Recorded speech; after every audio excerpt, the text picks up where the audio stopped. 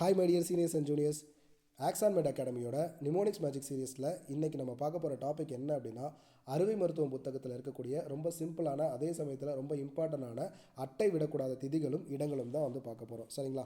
So இது வந்து பார்த்திங்க அப்படின்னா, ஃபஸ்ட்டு லெஃப்ட் சைடு வந்து பார்த்திங்கன்னா திதி இருக்குது, ரைட் சைடு வந்து இடம் இருக்குது. ஓகேங்களா? ஸோ இது ஒவ்வொன்றும் வந்து நம்ம பார்க்கறதுக்கு சிம்பிளாக இருக்கும், ஆனால் எக்ஸாமில் கொஷின் கேட்கும்போது நம்ம வந்து கன்ஃபியூஸ் ஆகிடுவோம். இதெல்லாம் இல்லாமல் இருக்கிறதுக்காக தான் நம்ம ஈச் அண்ட் எவ்ரி திங் வந்து ஃபார்முலா போட்டு படிக்கணும்னு ஆல்ரெடி வந்து சொல்லியிருக்கேன். ஸோ இதுக்கு நம்ம எப்படி ஃபார்முலா போடுறது அப்படின்னு இப்போ நான் சொல்கிறேன். எல்லோரும் கவனமாக வந்து கேளுங்க. சரியா? ஃபஸ்ட்டு வந்து பார்த்திங்க அப்படின்னா பிரதமை பெருவிரல். ஓகேங்களா? பிரதமர் வந்து பெரியவர் அப்படின்னு ஞாபகம் வச்சுக்கலாம். அடுத்து வந்து பார்த்திங்க அப்படின்னா துதியை உள்ளங்கால். ஓகேங்களா? சாமி கும்பிட்றது வந்து துதிக்கிறதுன்னு சொல்லுவாங்கள்ல, ஸோ உள்ளங்காலில் விழுந்து துதிக்கிறாங்க அப்படின்னு வந்து ஞாபகம் வச்சுக்கலாம். அடுத்து வந்து பார்த்திங்க அப்படின்னா திருதியை முழங்கால். ஓகேங்களா? திரிசா வந்து முட்டி போடுறா. ஓகேங்களா? முட்டி வந்து முழங்காலில் தானே போடுவோம், ஸோ அதனால் திரிசா வந்து முட்டி போடுறா அப்படின்னு ஞாபகம் வச்சுக்கலாம். சதுர்த்தி வந்து பார்த்திங்க அப்படின்னா தொடை. இது வந்து விநாயகர் சதுர்த்தி ஞாபகம் வச்சுக்கலாம். விநாயகர் சதுர்த்தி அப்போ எல்லா விநாயகர் சிலையும் பார்த்தீங்கன்னா தொடையை வந்து மடக்கி தான் வந்து உட்காந்துருப்பார். ஸோ அதனால் வந்து பார்த்திங்கன்னா சதுர்த்தி தொடை நமக்கு வந்து ஞாபகம் வந்துடும்.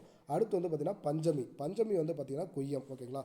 குய்யத்தில் பஞ்சை வச்சு அடைக்கிறாங்க அப்படின்னு ஞாபகம் வச்சுக்கலாம். சஷ்டி விரதத்தன்னைக்கு நாபி கமலத்துலேருந்து பாடணும் அப்படின்னு ஞாபகம் வச்சுக்கலாம். அடுத்து சப்தமி மார்பு. ஓகேங்களா? மார்பில் சத்தம் வரும். ஓகேங்களா? ஹார்ட் பீட் வந்து கேட்டுகிட்டே இருக்கும்ல, அதனால் வந்து மார்பில் வந்து சத்தம் வரும் அப்படின்னு ஞாபகம் வச்சுக்கலாம். அடுத்து அஷ்டமி கை. ஓகேங்களா? அட்டக்கை அப்படின்னு ஞாபகம் வச்சுக்கலாம். ஓகேவா? அடுத்து வந்து பார்த்திங்கன்னா நவமி. நவமி வந்து கழுத்து. ஓகேங்களா? நவமி அன்னைக்கு கழுத்து வந்து வலிக்கும் அப்படின்னு சிம்பிளாக ஞாபகம் வச்சுக்கலாம். அடுத்து தசமி வந்து பார்த்திங்கன்னா கீழுதடு. கீழுதட்டில் வந்து தசை அதிகமாக இருக்குது அப்படின்னு ஞாபகம் வச்சுக்கலாம். ஏகாதசி நாக்கு. ஓகேங்களா? ஏகாதசி விரதத்தன்னைக்கு நாக்கை வந்து அடக்கி வைக்கணும் அப்படின்னு ஞாபகம் வச்சுக்கலாம்.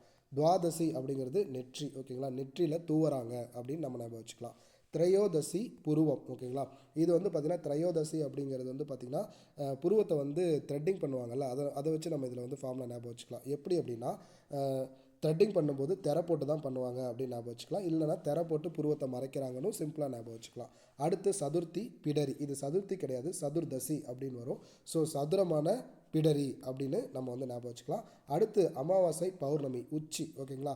ஸோ அமாவாசை பௌர்ணமி அன்னைக்கு கிரிவலத்துக்கு மலை உச்சிக்கு போவோம்ல, அதை வந்து ஞாபகம் வச்சுக்கலாம். அமாவாசை பௌர்ணமி அன்னைக்கு மலை உச்சிக்கு போகிறோம் அப்படின்னு நம்ம வந்து ஞாபகம் வச்சுக்கலாம். இல்லைனா அமாவாசை பௌர்ணமி அன்னைக்கு எல்லாமே உச்சத்தில் இருக்கும் அப்படின்னு நம்ம சிம்பிளாக ஞாபகம் வச்சுக்கலாம். இது வந்து ரொம்ப சிம்பிளான டாபிக் தான், இருந்தாலுமே இதுக்கு வந்து நிமோனிக்ஸ் போட்டு தான் நம்ம ஞாபகம் வச்சுக்கணும். அப்போ தான் எக்ஸாம் டைமில் வந்து கன்ஃபியூஸ் ஆகாமல் கரெக்டான ஆன்சரை வந்து நம்மளால் சூஸ் பண்ண முடியும். ஓகேங்களா? இதில் ஏதாவது டவுட் இருந்துச்சு அப்படின்னா எனக்கு கமெண்ட் பண்ணுங்கள், நான் வந்து கிளாரிஃபை பண்ணுறேன். Thank you doctors.